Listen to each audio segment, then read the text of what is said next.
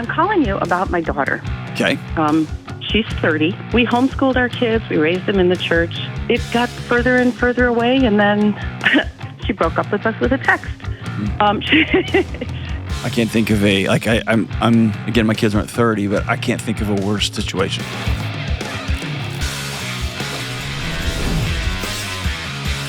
Woo! What's up? This is John with the Dr. John Delony Show. Hope you are doing amazing. I'm trying to figure out what day it is. Back and forth all over the United States on tour with my buddy Dave, and it is a blast. And I hope you are doing well wherever you happen to be. If you want to be on the show, I'd love to have you. Real people going through real challenges.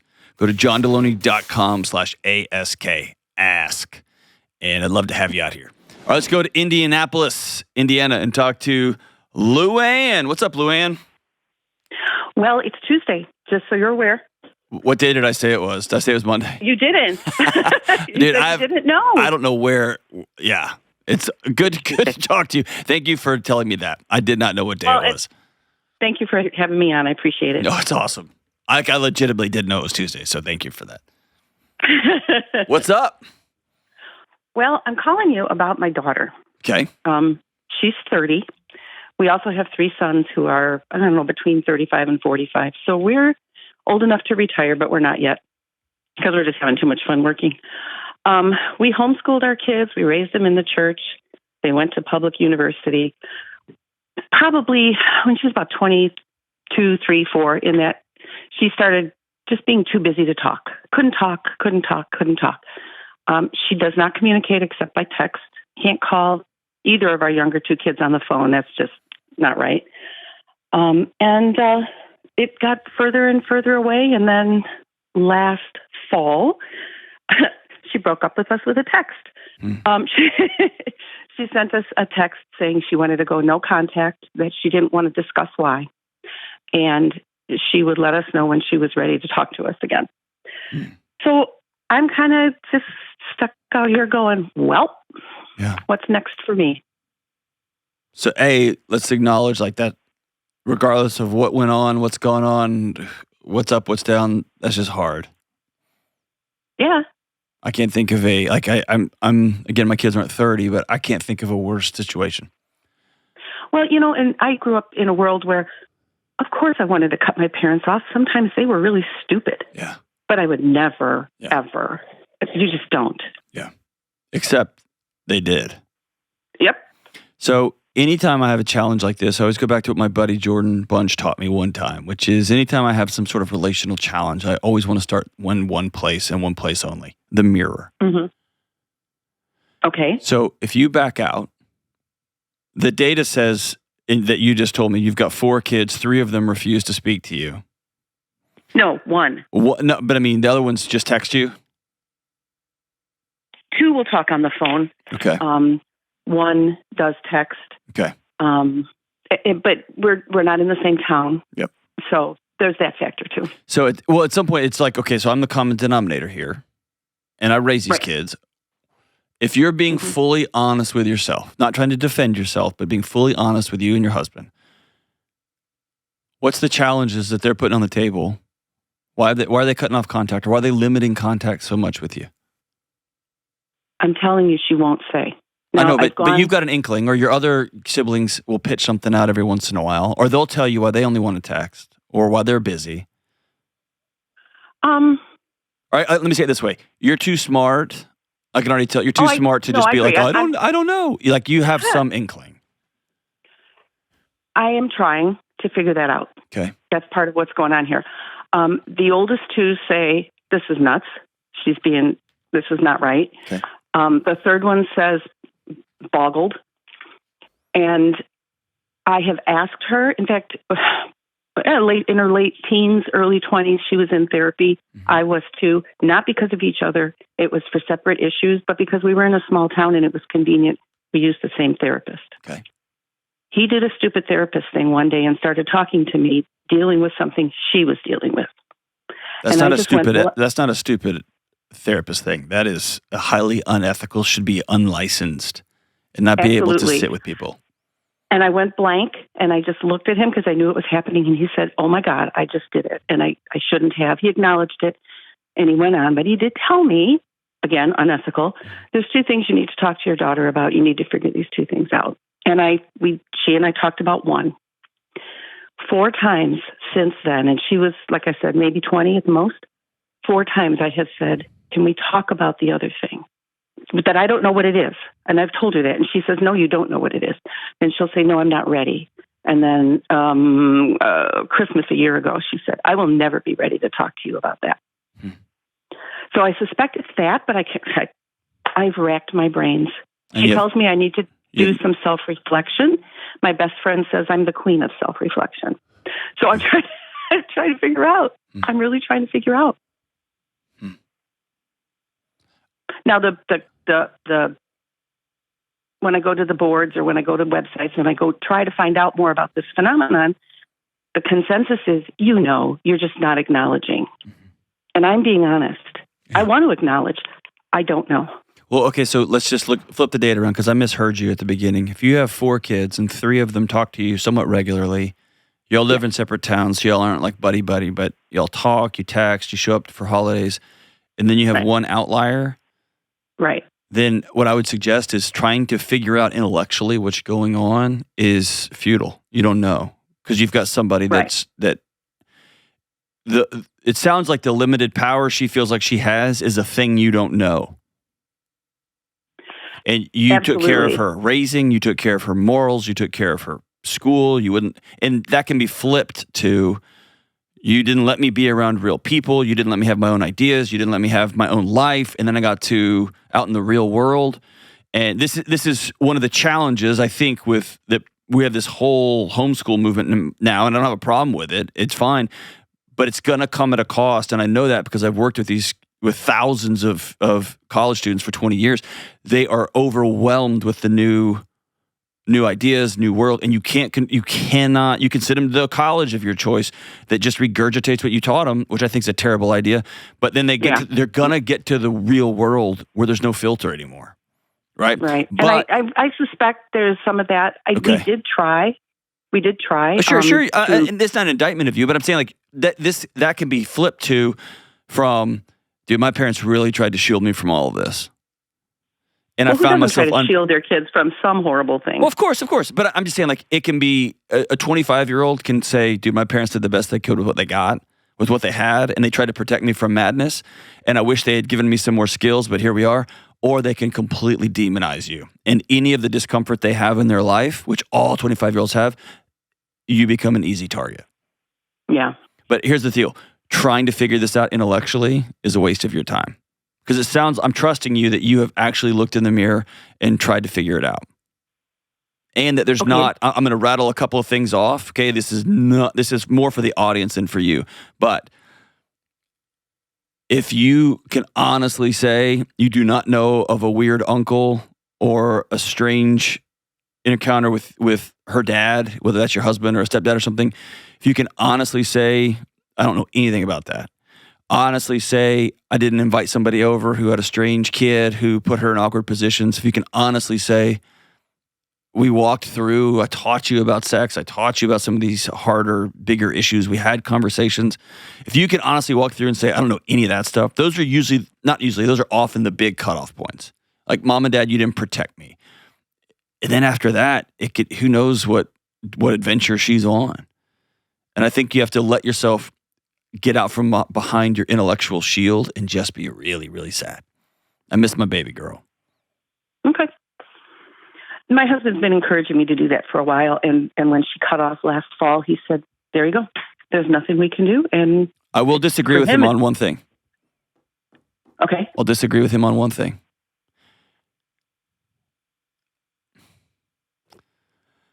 And that is? Yeah, I'm trying to think of the right way to say it.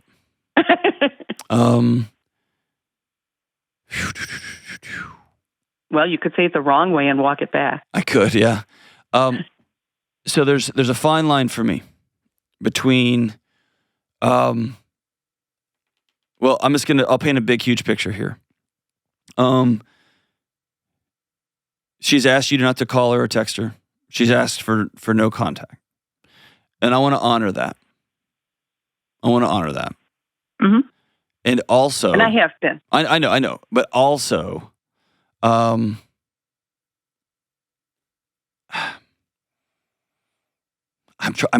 talking myself into. I'm thinking myself into circles here. So I'm gonna do it. Yeah, I'm gonna do what you said. I'm gonna speak this out, and then I may walk it back. Often, young people, and I'd say 30 and younger, maybe even older, trying to heal a broken relationship with a parent in their life or with an adult figure, will put down these big gauntlets. And some of it is very real, especially in abusive situations, especially when there is abuse, when there has been neglect, when there's been some catastrophic stuff. And in your situation, I'm trusting that is completely off the table. That didn't happen. So the next layer is, I want to see if you'll come get me. And so I'm imagining my kids right now, if one of them said, I'm going no contact, please don't call me, don't text me, I'm not coming don't invite me to Christmas or whatever. I hear that. And I might send you a letter once a week or once a month and just says, just so you know, I love you. And you're welcome home at any time. And I can see even where that might be run into legal issues. It would be considered harassment if somebody said, I've given you clear, do not contact me, not touch me. Don't come after me. But there's going to come a moment when something happens in your kid's life and they open their eyes real wide and they want their mom and their dad, and they're going to think, I burned the bridge to the ground to get back home. And I want there to be a breadcrumb back to my house. And so I guess, I don't know. I've just sat with too many 25-year-olds who say, I can't go home. And I want to tell them, I bet you can. So maybe that's it, Luann. If I knew as a parent I was physically abusive, I knew what I thought to be spanking was, I went overboard. If I knew that there was physical abuse, if I knew I dragged a kid to a church for 15 years and didn't know they were being molested by someone, like if there was some major catastrophic trauma and they said I need to go no contact, I would actually honor that. And I could understand that, yeah. If there is a young person who is some sort of ideological temper tantrum, who has created a story and they're just going on and on and on, you're 30, you're 25, I can't do anything about it. But I might send you a postcard. That postcard sound kind of cheesy. I might send you a letter. I want you to open it. And by the way, you can throw the letter away every week. You're a grown up. You can throw it away. You can put it in the shredder. You can send me a legal document or you can send me a text message. I continue to receive your letters. Do not send me another letter again. Okay, I would honor that. My guess is in this situation, she wouldn't do that. What she might not want to respond to is the text message says, hi, how are you? Or thinking about you, because she might have come up with a story that you're manipulative. And that any sort of contact like that is manipulative. But there's something about a letter that somebody can open and they can hold and they can see it and they can go back to it and it begins to punch a hole in their story. Or she might show it. I would love to be able to do that, but when she went contact, she moved. Okay. I have no idea where she is. Okay. Or maybe you write a letter and you keep it in your house, and one day if you reconcile, you hand her the whole box. Okay. I have been doing that. Okay. Okay. Yeah, that's pretty amazing. You hand her the whole box and say, I want you to know I didn't know how to get a hold of you, but I never stopped looking for you. And by the way, these days, it takes about 8 minutes to find somebody. Okay. I mean, through social media, through an old friend. I mean, it's not hard. It's not hard. So, yeah, I would go for that. I'd go after it, and I don't know. It's hard. I'm heartbroken for you.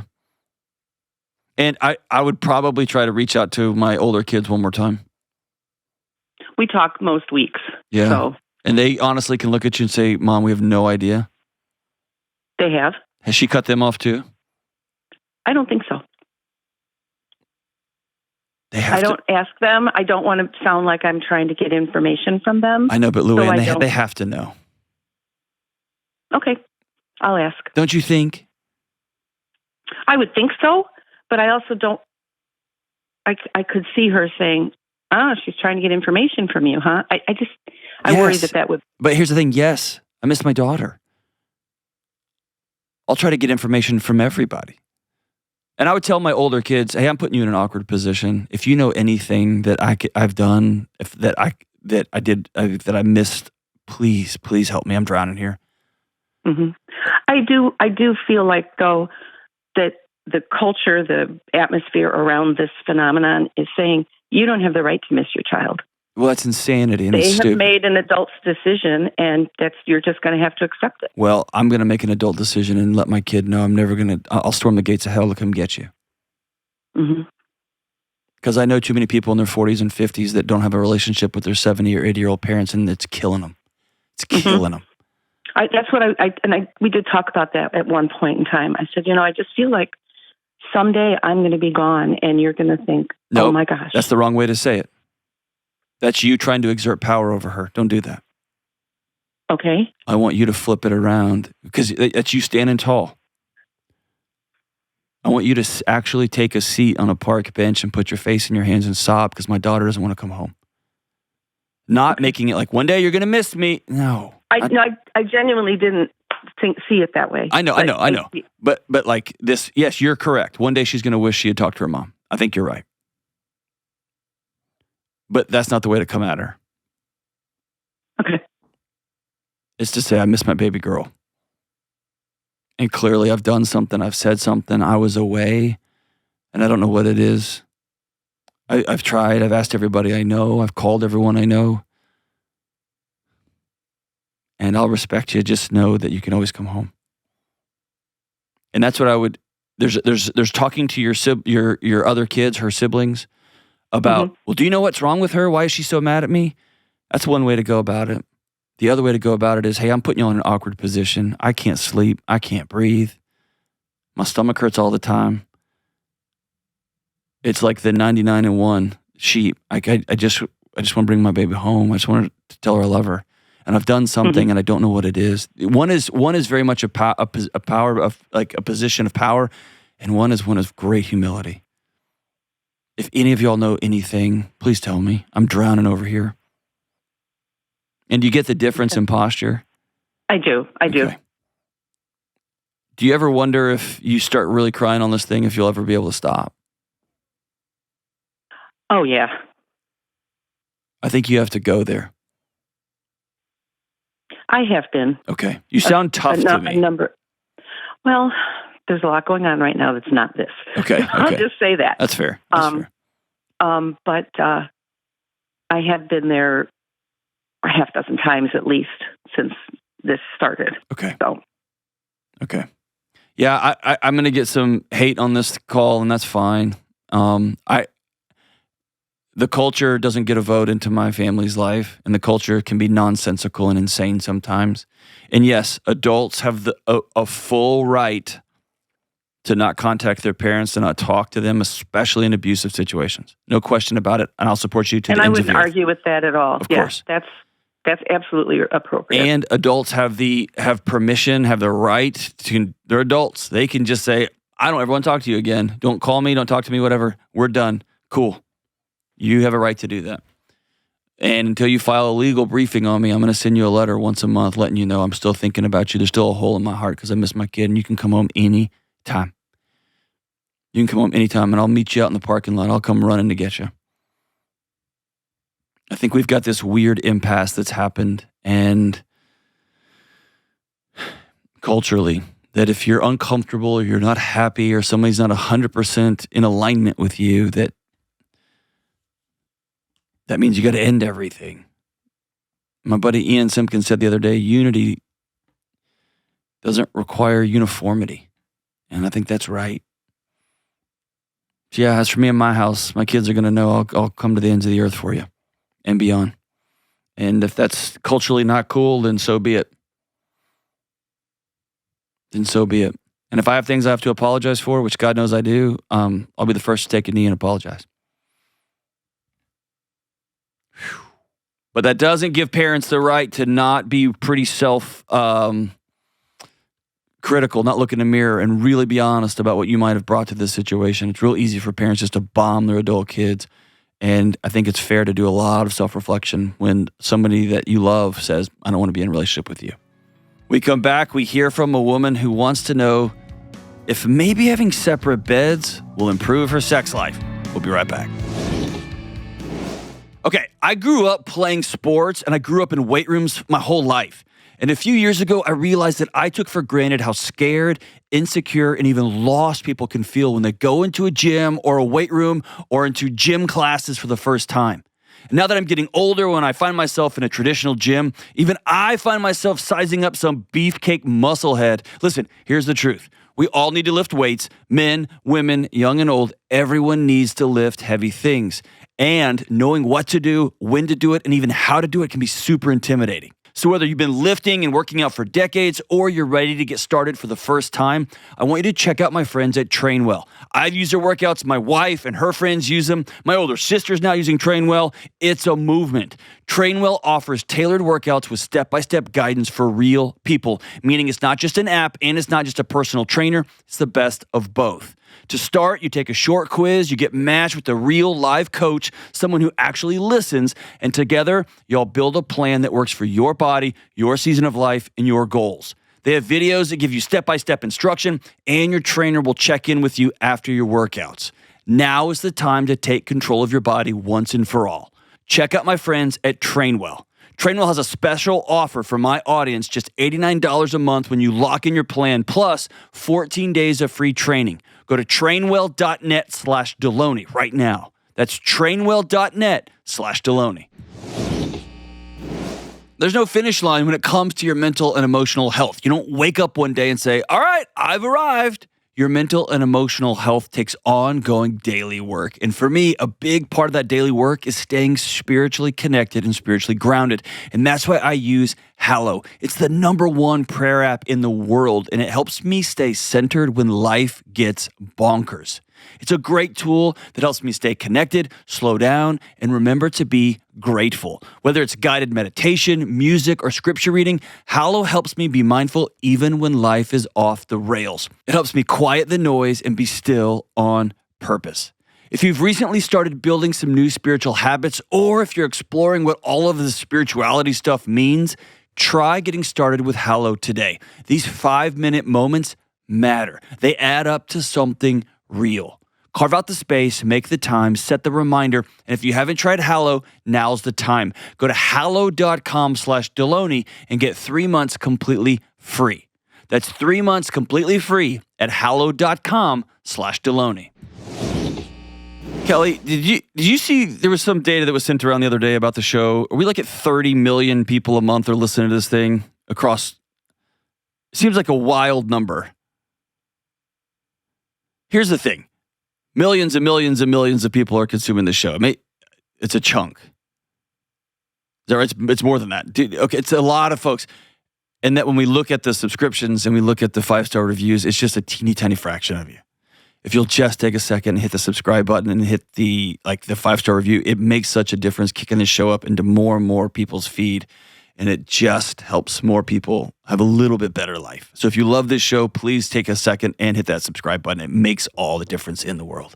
All right, let's go out to Salt Lake City, Utah, and talk to Christine. What's up, Christine? Hi. What's up?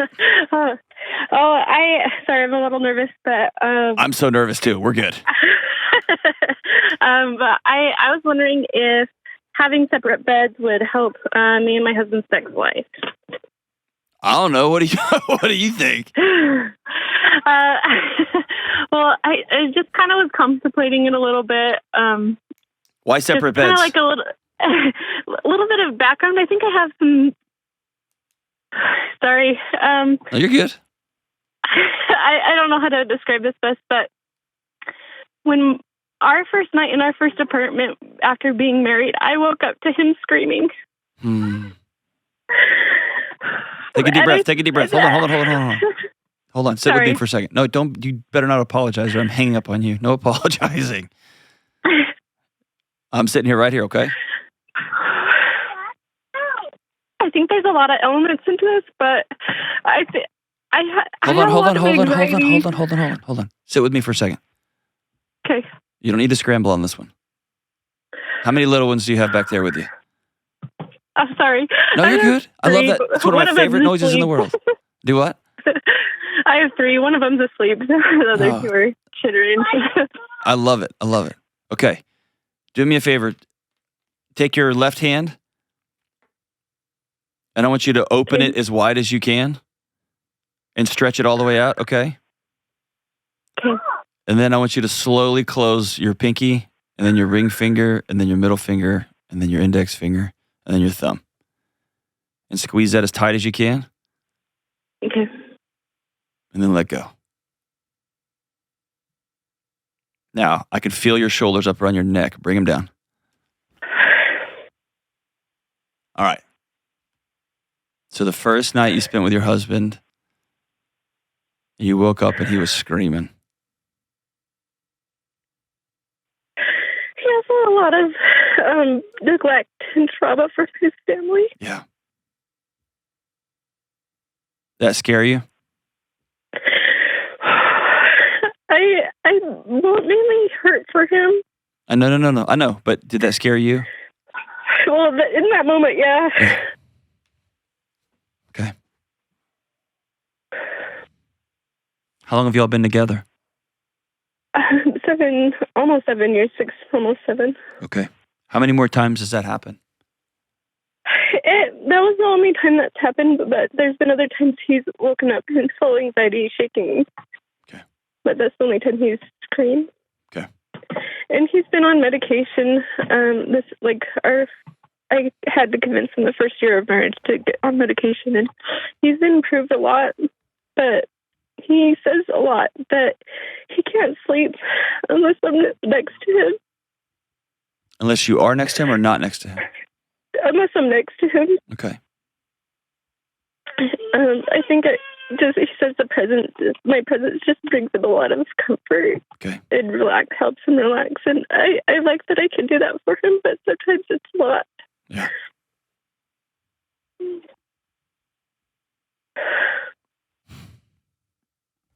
In a moment, you can help regulate his nervous system, but that can't be y'all's long-term solution.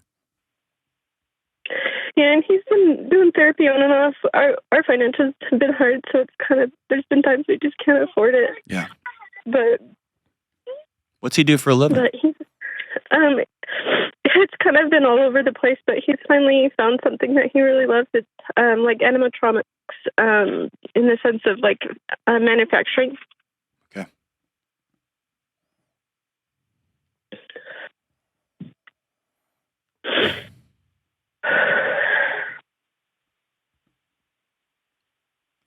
I'm hearing that. Go ahead. Sorry. I just think I feel a lot of weight to stabilize him. You do. Mentally, and he is progressing, but it's really slow. Yeah.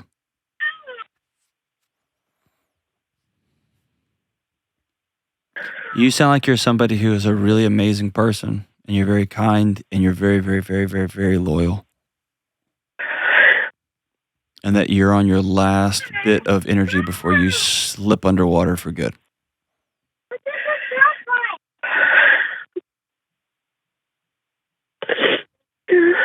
Fair? Yeah. Okay. So I'm gonna. Normally, I would talk to you for a long time about this, but because of our condensed time together, I'm gonna be real direct. Okay. Okay. Don't take that for me not being loving, but I want to be real direct. Okay. Okay.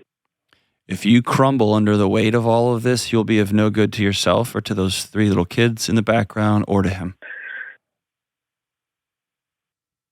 Okay. Okay. It's okay for you to say, I've reached the end of what I can carry, because you're carrying the entire house plus a grown man, emotionally, physically, sexually, spiritually. It's too much. Okay.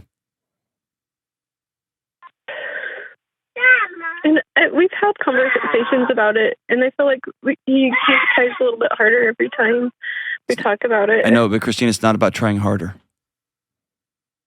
He's got to go get well. And I know you say you can't afford it right now. There's got to be some way to address that head on and figure that one out.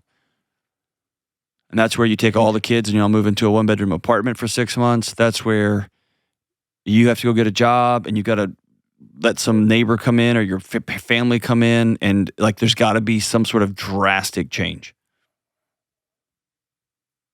Okay. Because y'all are drowning financially. He feels that. He feels that shame, but also he's got some demons, right? Yeah. What did he experience growing up? His dad would rage fit, Mm-hmm.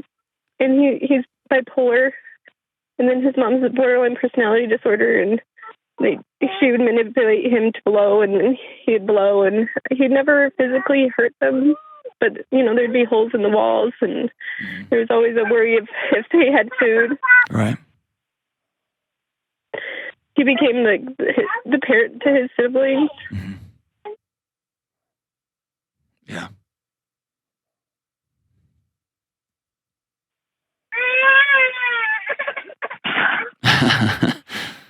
Sorry. No, don't be sorry. You sound tired. I've been trying to. I'm starting a business, and Is now a good time to start a business, Christine? well, it's kind of out of necessity. We need something, and it seems like it's going to be very profitable. But What's the business? I think it's medical billing. Okay. It's something I can do at home, and that's what I can do it late at night when the kids are asleep. Okay. I had a friend of mine who did that well into the night for years. Okay. Mm. When does your husband work? He gets up at 5 and he comes home at 6:30. Okay. He works long, and he can't push any more overtime, to be able to make ends meet because it's too much emotion for him. Do you have any support in your area?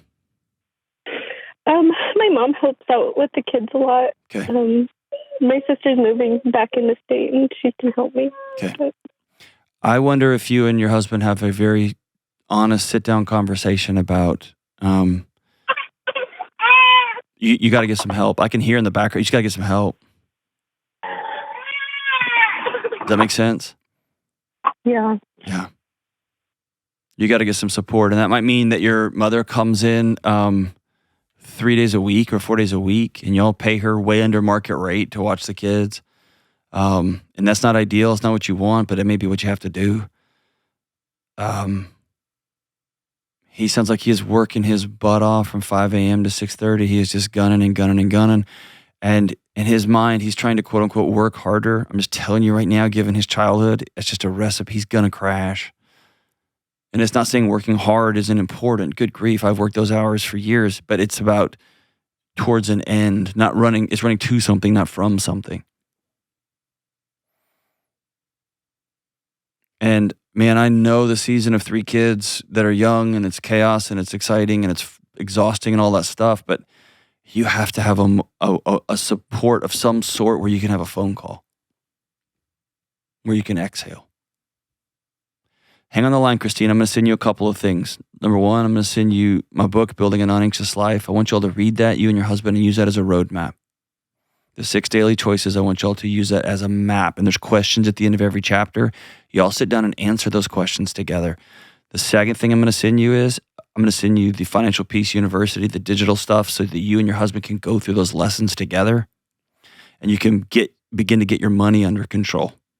The third thing, I'm going to send you the Every Dollar app, the premium version. I'll give that to you for a year, and y'all two can use that together. You can align your money, and you can get that attached to your bank account, and y'all can start having honest conversations about if nothing changes, nothing changes.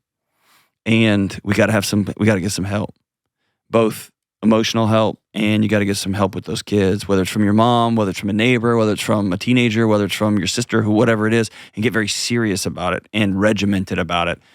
And y'all got to get some more income. And here's the big one. I'll give you a couple of months for free, 3 months free with BetterHelp for your husband, but he's going to need some in-person trauma therapy. And this isn't just going to a counselor, hit and miss. He's got to sit down with a trauma therapist in your area. It's going to be expensive, but it's going to be worth every penny of it to say, it's time for me to get well because I don't want to pass this on to the next generation. And I deserve to be free. Christine, you call anytime. I'm with you. But I think an honest conversation about I've carried what I can carry for as long as I can carry, and I got to set some of this stuff down, is not going to be an indictment of him. It's just going to be a reorienting. Y'all are both running as hard as you can, and there just has to be an honest reckoning with this. We got to just set stuff down. and we got to reconfigure this because we can't keep carrying it the way we're going. Have your husband give me a call anytime, Christine. Thank you so much for the call. When we come back, we're going to talk to a man who's thinking about a career change that might help his family situation. I've been on board with the benefits of red light therapy for a long time, and that's why I'm super jazzed to tell you about Bon Charge. Our lives are lived almost entirely inside under the crazy glow of fluorescent lights and in front of little screens and medium-sized screens and big screens. All this stuff affects our mood, our sleep, our anxiety, and the studies show it. And this is why I love Bon Charge. Bon Charge is a world leader in red light therapy and EMF blocking gear. I use their red light therapies every single day. Red light therapy can help boost your mood, reduce stress, and help with sleep. I use my red light therapy panels, the infrared sauna blanket, my EMF mat. I use all of it. And listen, if your skin looks tired, check out Bon Charge's red light mask for skin recovery, collagen production, and improved blood flow. I got the mask and I'm looking beautiful. Just wear it 10 minutes a few times a week for fresher skin easily. No creams, no appointments. It's lightweight and it's cordless.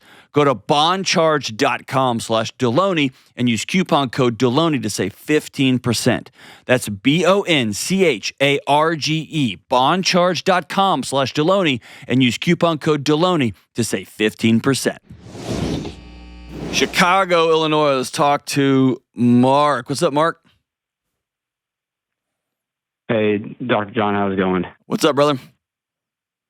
Oh, just relaxing at home and I'm enjoying a day off of work. Oh, very cool, man. I wonder what that's like. That sounds awesome. What's up, man? Good for now.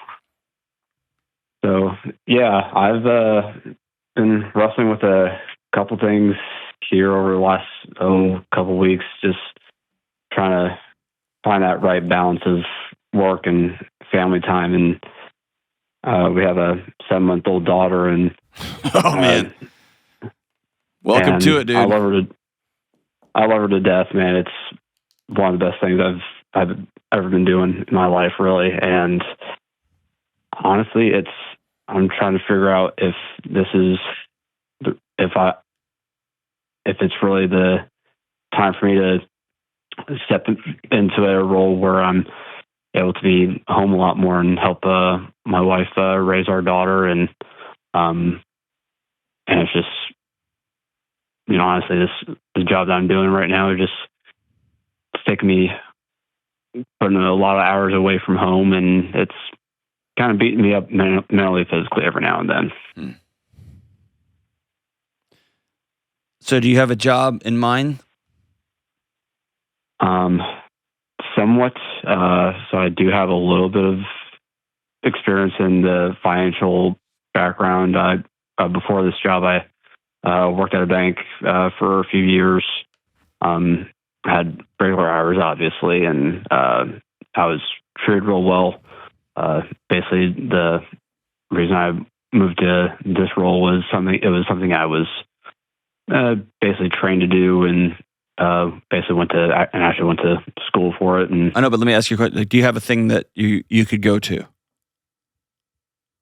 you have a job that you could walk into? Do you have a job offer on the table? Or do you have a direction? I do not. Okay. What's the job you're doing now? So I'm a golf instructor. Okay. And do you like playing golf? I enjoy it. I don't play very much right now, just with how crazy work is. Okay. I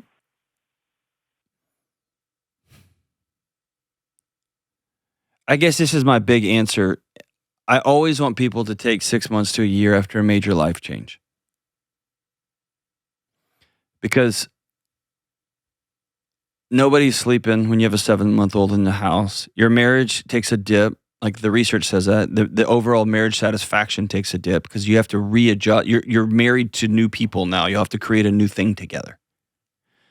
And there's guilt. There is a guilt on both sides. There is frustration on both sides. There is challenges on both sides. And there's challenges moving forward together. Here's what I don't want you to do. I don't want you to quit your job, A, with no other job. B, I don't want you to quit your job, go to a job that you didn't like before, but that would let you be home more, because here's what will end up happening. You'll blame this little lump of a 1-year-old for your misery. And that won't be fair to her. That won't be fair to your wife. It won't be fair to anybody. If you love being a golf instructor and you love a job where you're outside meeting new people and you're shaking hands, and over the next year or two, you can start learning about businesses they're doing and ask, how do you get into that business? And then suddenly you may be down a track you had no idea about. Then that would be awesome if you have an aim somewhere. But I guess I would tell you, if you want to get a new job, if you hate being a golf instructor, just have the courage to say, I don't like being a golf instructor. Don't blame it on the 7-month-old. If you are finding, I would rather not be at work, I'd rather be at home. I like being here with this little kid. I like being in the life of this kid. Awesome. But I want you to have a conversation, an imaginary conversation with 35-year-old you. Right. And say, are we glad that we put some more time in and we're struggling here and we're struggling here and we're struggling here? Or would it have been better if I'd just hit the gas when the kid was 7 months old, 1 year old, 2 years old, 3 years old, and now we're in a situation where we can exhale a little bit? Only you can answer that question. Is your marriage struggling right now? Honestly, how I looked at it in last week was came home after a rough day, and we're good marriage-wise, but then sometimes we get into the habit of taking out frustrations and kind of snapping at each other just because of a long day at work. And then we talk through it, and we're good otherwise with that. And we've one of the good things about our marriage is that we don't yell at each other. If we feel like there's something going on, we actually sit down, talk it out very calmly, give each other a lot of room to air out their frustrations or anything, and then we can do it very calmly and very respectfully, at least. Respect is always important, but it doesn't even have to be calm. Sometimes calm can be a move. So back all the way out, why do you want to change jobs? Because part of me is a little fearful of not being home. What are you afraid of?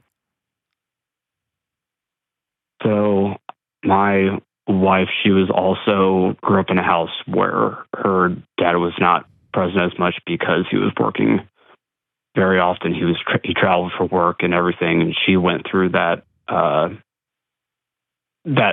in her life and seeing her mom kind of having to raise her and her brother on her own a little bit.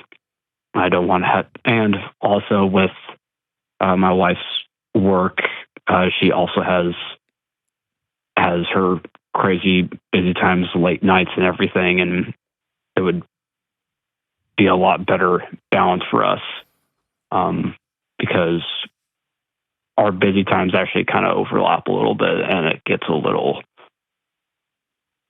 And is she telling you to move? I can't get to the bottom of this, dude. Like you're talking in like big looping slow circles. It's like really big seasons a little bit. And then we have a fight, but it's okay. And then we have a disagreement, but we're calm and I'm trying to find some sort of and maybe you're just a total chill guy and the world needs more of people like you. I'm trying to poke and prod and see if I can find something that lights you up.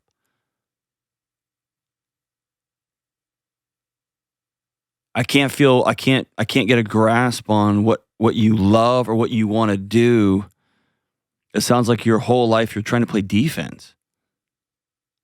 And you're playing predictive defense. Well, this happened when she was a kid, so I want to go ahead and do this now. And then this happened, so it might happen here. And then this happened, it might happen here. Like, what do you want to do? I want to have a little bit more peace in life.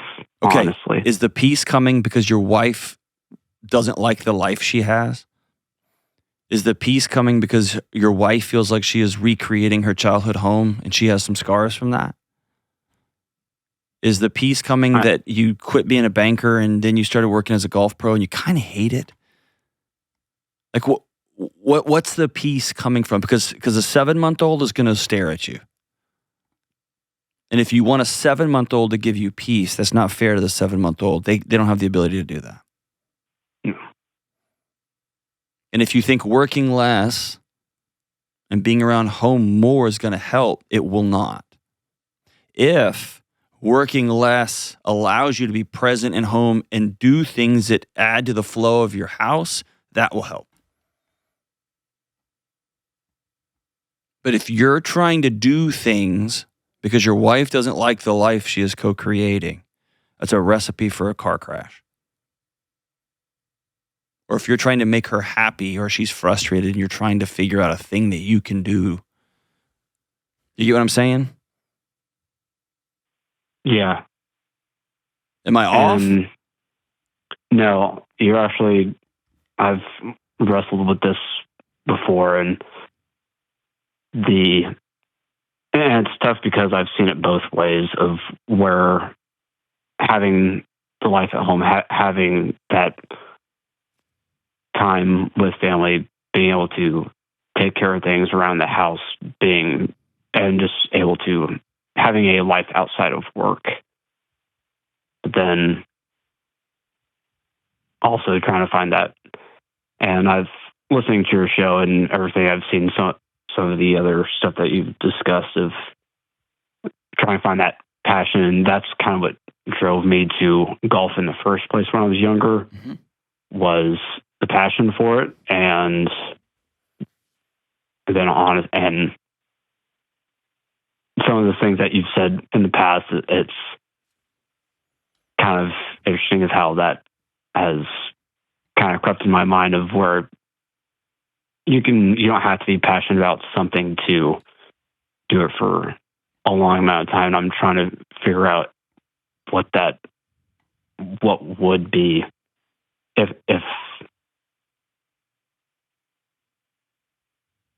because honestly, right now, what I love doing more than anything, what I feel like my first and highest purpose right now is to be a father and be a husband that is present and able to help at home. And working 60 hours a week sometimes does not. It just gets in the way of that. I just gotta disagree with you, brother. Because my number one calling on planet Earth is to be a good husband, followed immediately by being a good father. And I work a lot. And the antidote to being a good father and being a present husband is not quitting your job. It is being united with your partner and saying what must be true for us to have the life that we want to co-create together. And granted, some spouses will say, I need you here. At 5 o'clock, I need you here. And so we're going to sit down and have a conversation about what that means job-wise, what that means financially, we're going to have all that painted as a conversation. Okay. In my house, there were seasons, and I've talked about this publicly, where I was crazy busy, writing books, being on the road, doing media, jumping on a plane and flying across the country to do a speaking engagement, going on a tour. I was all over the place. The problem was it was all for me. Now I am busier than I've ever been ever. And I feel more present and more connected. And my marriage is stronger than it has ever been. And that's not a flex. That's just comes from so many scars and so many broken bones, relational broken bones, and so many missteps and messing up. To where the season I'm in right this moment, when you and I are having this call, my wife and I planned in July. And what does that mean? That means I flew in last night from an event in the middle of the night, and I got up this morning at 6 and I took my son to breakfast. So I'm tired. And that's exactly how we drew it up. And tonight I'll be at my kitchen table for dinner, and then tomorrow I fly out again to go across the country. But just quitting my job doesn't help with presence. It does mean when I walk in the front door, my phone is off, off, off. It does mean when I walk in the front door, the TV is off, off, off. And it does mean for seasons I'm very tired. Hang on the line. I'm going to send you my buddy Ken Coleman's book. It's called Work You're Wired to Do, and it's got an assessment inside of it that you can take, and it will lean you towards, give you some options and maybe some things you might be interested in checking out. But I think it's also worth a conversation with your wife saying this exact thing. Hey, we have a 7-month-old, me and you, we have a family. We made a human. This is awesome. And our marriage is completely different. And so let's clear the deck and let's rebuild our marriage. How do you want this house to feel when you walk in? What brings you laughter? What brings you joy? Tell me about your work schedule. Do you still love your job? What am I going to want to do? What are we seeing in each other? And let's have that conversation because we need to rebuild something together so that we can both move forward. And sometimes that will take 60 hours a week. And sometimes that will take one of you just quitting and staying at home full time. And sometimes that will take you both working full time and you're going to have to get some support and help. It's going to be all over the place depending on where you live and what you do and your economic situation, all those crazy factors. But I want to challenge you and all the men listening to this. I want to be a better husband, a better dad. That means I got to quit my job. It's just absolutely not true. It's just not true. If you're using work as a drug, maybe. If you're using work as a way to escape your family, maybe. If you're just tired and bored, it's not a reason to quit. Thanks for the call, man. We come back, something cool happens, and Kelly's going to let us know what it is. This show is sponsored by BetterHelp. All right, listen, therapy is not just for people who are dealing with major traumas. It can be for that big stuff, but it can also be a valuable tool for anyone looking to improve their mental and emotional well-being. I've personally used therapy for working through major trauma, as well as helping me navigate daily relationship and personal challenges. So if you're thinking about trying therapy, contact my friends at BetterHelp. BetterHelp is 100% online, so it's affordable and convenient for your schedule. As the largest online therapy provider in the world, BetterHelp can provide access to mental health professionals with a diverse variety of expertise. They also have over 10 years of experience matching people with just the right therapist for you. To get started, you just fill out a short online survey to get matched with a licensed therapist. If it's not the right fit, you can switch therapists at any time easily and for no extra cost. Listen, talk it out with BetterHelp. Visit BetterHelp.com/Delony to get 10% off your first month. That's BetterHelp, HELP.com/Delony. All right, we're back. Kelly, what's something cool happened? You put some pictures in front of me here. I did. All right, this is from Beth. And the pictures that John is looking at, we're also going to put on the screen. So Beth writes, I'm an elementary school teacher, and I heard you talking about how you don't make New Year's resolutions, but instead you ask yourself, how do I want to show up for myself in 2025? Who do I want to be? I took that idea and brought it to my first grade classroom. We didn't make resolutions when we came back from winter break. Instead, we brainstormed characteristics that we wanted to have in the new year. I had to break it down to first grade language, but I really liked how it came out. So these are hanging up in my classroom, and we refer to these things when things get hard or when behaviors start to slip. Here are some pictures. Well, this is not first grade language. Every adult needs to do this. This is amazing. So for those that aren't seeing it, what it is, each student had a cutout of a person, and they colored it, made it, into a little boy or little girl, whatever they wanted to wear, and then they wrote like words. Some descriptive adjectives. Yeah, descriptive adjectives that they wanted to be. Do you want to explain what some of those are? So this one kid wrote generous, peaceful, empathetic, kind, brave, polite. One person wrote grateful, kind, honest, brave, calm, loving, empathetic. So I'm assuming that if a kid gets spun up or the kid's got challenges with something and the teacher can bring him back and say, okay, here's who we are going to be. How do we get here? And you're teaching the kid, like, where are you not feeling kind or where are you not feeling calm? And I think every school on planet Earth should have a class teaching you to identify your emotions and where they came from. That way you don't spew all over the place. If nothing else, just watch Inside Out with them. I mean, God start almighty. there. Yes. But she said that she keeps these hanging in the classroom so the kids are seeing them every day. That's It's fantastic. And it also reminds you of, Sheila and I had to check in with our annual thing yesterday. I'm so far off. God help me. But maybe I should make a little thing and dangle it in front of me all the time. Yeah. Do you want us to make a little cutout of a John for you? I mean, Kind I have of. one. It's a voodoo doll, but it's close. Exactly. Yeah. Whatever. You framed it, put it by your bed. I saw that. Tomato. I saw that. Jeez Louise. That's because I took away your John doll that you had because it was creepy. You carried it around and kind of pet it. It was super No, I weird. had pins in it. That wasn't petting. It was sticking it No, with you pins. had pins in it. What? Jeez. This is amazing. So what's this woman's name? This is Beth. Beth, you're a hero. You're an absolute stone hero teaching these kids this. And every adult, you need to do this too. Identify, who do you want to be? What do you want people to say about you when you're not in the room? That guy's a complete and total b-hole. No. That person's delightful. That person makes me feel happy all the time. That person makes me laugh. Always. Always. That person's a little bit chaotic, but a little bit awesome. Like, whatever it is, that person's empathetic. I love being around that person. They're so generous. Whew. And then I think the big kicker is you got to remind yourself over and over and over again. Good call. Love you guys. Bye.